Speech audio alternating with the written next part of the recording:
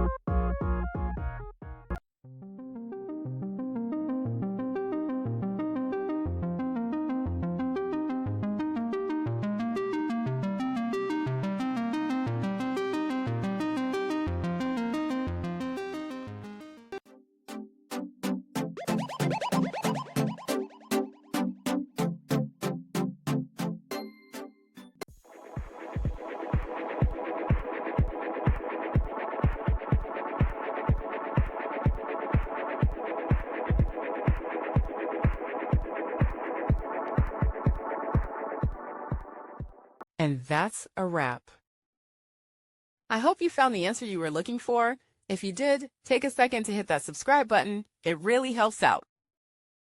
And let me know in the comments which solution worked best for you. See you next time in the debug zone.